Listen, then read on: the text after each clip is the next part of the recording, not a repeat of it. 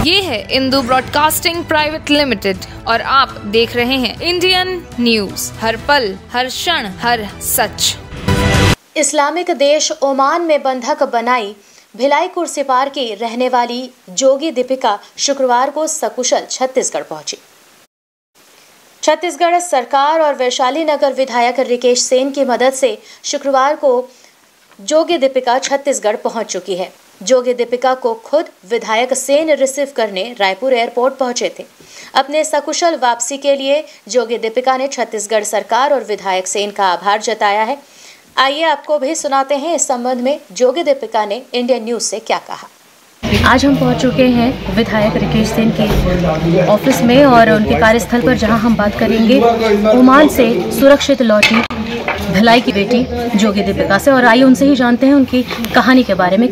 जी दीपिका जी, आपका स्वागत है और आपसे जानना चाहेंगे कि कैसे यह पूरा सफ़र रहा, कैसा वहाँ पहुँची, इसके बारे में ज़रा बताइए। वहाँ मैं अब्दुल्ला के जरिए से पहुँची थी और उसकी एक बहन थी ओमान में, जैनब, उसके ज़रिए से मैं वहाँ पहुँची थी। और उसके बाद उसने मुझे तुरंत ही दूसरे के अपने बाजू घर में ही बेच दिया था।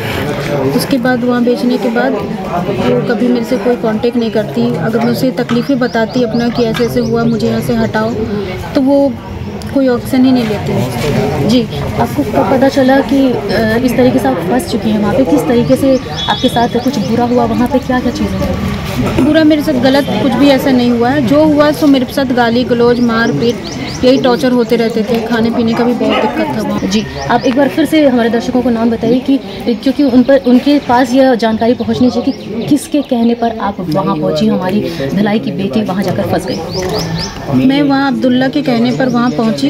अब्दुल्ला ने मुझे खुद ही कांटेक्ट किया था और वहाँ जाने पर उसकी बहन थी जैनब, उसके कांटेक्ट से पहुँची। जी, फिर वहाँ से आने की जो आपकी जर्नी है हमने देखा है, वो उस बारे में थोड़ा विस्तार से बताएं हमारे दर्शकों को। आने की जर्नी ये था कि मैं आना मतलब काफ़ी टॉर्चर सहने के बाद विधायक सर जी से मेरे हस्बैंड ने, काफ़ी जगह गए मेरे हस्बैंड, बहुत लोगों से हेल्प मांगा, किसी ने कोई हेल्प नहीं की, किसी ने नहीं।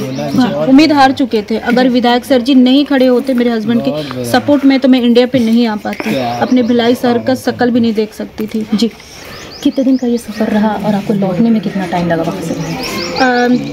मैं तो 1 महीने से पूरे झेल रही थी। जो तकलीफ़ें थे मैं पूरा जनवरी झेली, लेकिन विधायक सर जी से कांटेक्ट नहीं हुआ था। ये बाहर कांटेक्ट कर रहे थे, थोड़ा इससे उससे कर मदद लेते, लेकिन किसी से कांटेक्ट नहीं हुआ।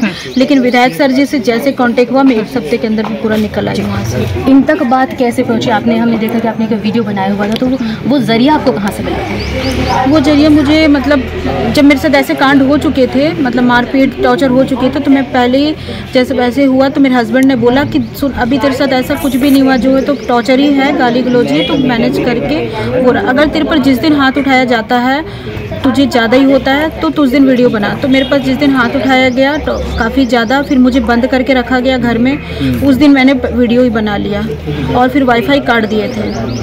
तो मैं ये मेरे हस्बैंड ने उन्हें रिक्वेस्ट किया, उनके फ़ोन भी किया, उन्होंने फ़ोन ही नहीं उठाया। और जब वो लेडीज़ को बोले कि मेरी बीवी से बात नहीं हो रहा, बात कराओ, तो ये सीधा वो मना कर दी लेडीज़। मतलब आपका जो संपर्क था वो पूरी तरीके से उन्होंने तोड़ दिया था। फिर आप संपर्क में कैसे आए और यहाँ से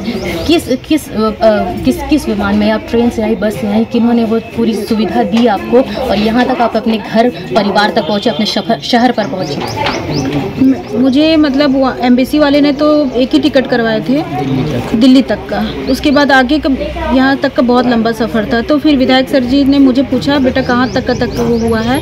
तो फिर विधायक सर जी को मैं बताई कि मेरा टिकट सिर्फ दिल्ली का, आगे का तुम देख लेना, ऐसे बोले। तो मेरे हस्बैंड इतना पैसा नहीं भर पाते। विधायक सर जी पूरा टिकट कराए तुरंत, 14-15 हज़ार का जो भी टिकट लगा, वो भी टिकट कैंसिल हो गया। वो भी मेरी थोड़ी लापरवाही हो गई थी, मैंने मिस्टेक कर दिया था इसकी वजह से। फिर विधायक सर जी ने दोबारा टिकट करवाए। फिर उसके बाद काफ़ी अच्छा मतलब मेरे साथ फिर ट्रिक भी किया गया। मैडम ने बात किया, मैडम बात करके बोली कि दीपिका टेंशन मत लो, जो होना था सो हो गया। फिर उसके बाद मैडम बात करी और वो मैडम के ज़रिए से फिर मुझे काफ़ी अच्छी लाइफ में फर्स्ट टाइम मुझे कुछ VIP वहाँ पे ट्रीटमेंट मिला।